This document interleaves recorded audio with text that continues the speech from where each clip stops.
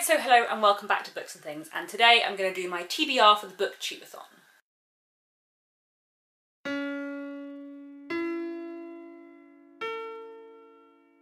The Booktubeathon is a yearly readathon done all over Booktube by a lot of people on Booktube, and it's hosted by Ariel Bissett. I'll link her channel down below and also the Booktubeathon channel. So I didn't do this last year. I think I might have been on holiday, I can't really remember, but I definitely did it 2 years ago when I was living in Bath, and I really enjoyed doing it, so I thought I would try and do it this year and get through 7 books in a week. I feel like it might not happen because I do have quite a busy week and I am going away next weekend, but we shall hope for the best and see how it goes. As with every year, Ariel Bissett has set 7 challenges for 7 books to read during the week of the Booktubeathon. So the first challenge is to read a book with a person on the cover, and for this I'm going to be reading Julie Oringer's How to Breathe Underwater because there is a person on the cover. This is a realist short story collection. Many of the stories are set around growing up and sort of being a child and a teenager. I read the first story in this collection back in February for the Try Story tag I did on this channel. I'll link that down below, and I didn't love it very much, which is why I haven't picked it up since. I hear such good things about this though. I hear a lot of people say that it's their favourite realist short story collection and that it's their favourite short story collection of all time, so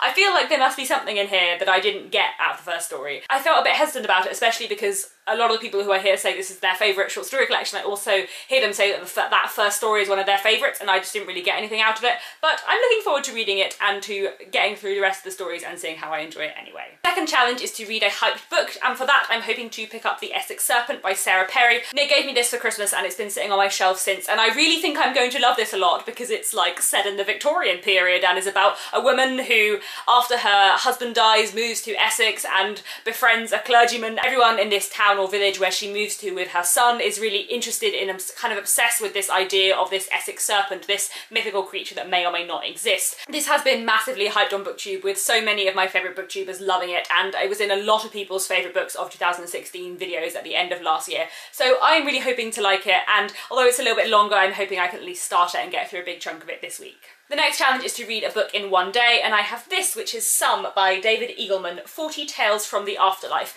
This is a very short story collection, which I don't know that much about. My brother gave it to me last time I went to visit him because he thought that I would really enjoy it, and I gather it's very short stories, almost flash fiction I think it must be, that deal with kind of different possibilities of an afterlife. So it sounds like a really interesting one, and yes, I really don't think it will take me very long at all. The next challenge is to read a book about a character who is very different from you, and for this I have An American Decade by Richard Aronowitz. This is a review copy that was sent to me by Accent Press, and I've been meaning to pick it up for ages. This is a book set in the 1930s. It's about a German man who moves to America and everything that happens in his life there. It sounds like it's going to be really historically interesting, and obviously being set in the 1930s and about someone who is German in America are quite different from me. So yes, I'm really looking forward to this one. I've been meaning to read it for ages and it sounds really interesting. The next challenge is to read a book entirely outdoors, and for this I have this very tiny book, which is Lord Arthur Sackville's Crime by Oscar Wilde.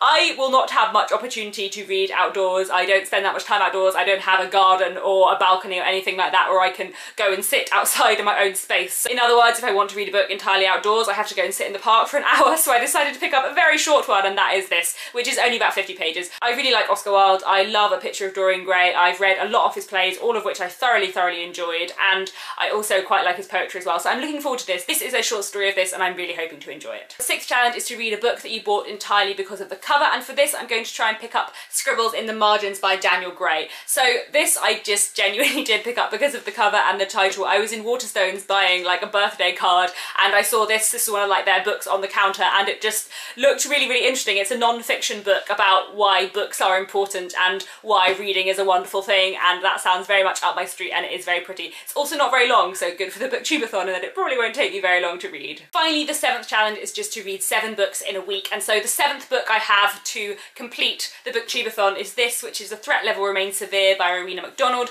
I read Rowena McDonald's short story collection Smoked Meat back in January or February and loved it so much. It's been one of my absolute favourite books of the year so far, so I'm really looking forward to reading her first novel. I don't know that much about this, but I think it's going to be very topical and very political. The main character works as a secretary in the House of Commons, and obviously it's got like Parliament on the front cover. I think this is going to be a really interesting read, and I loved her short story collection so much that I have very high hopes for this. Rowena and her publishers very kindly sent me a copy of this to review, and I'm really really, really excited to finally get to this. It is out this month in July as well, so it will be good to actually finish it before the end of July. So those are the 7 books that I'm hoping to pick up during the Booktubeathon. I'm not sure whether I actually will be able to read all of these 7 in this week, especially because The Essex Serpent is quite long and I think I'm going to really enjoy it, so I don't want to like rush through it. But quite a lot of the others are shorter reads, and quite a few of the kind of middle-sized books like The American Decade and The Threat Level Remains Severe have quite large writing in, so maybe that will help me along. So please let me know down in the comments below if you are doing the Booktubeathon as well. I think it's going to be really, really good fun. I really enjoyed it last time I did it 2 years ago, so I'm very excited to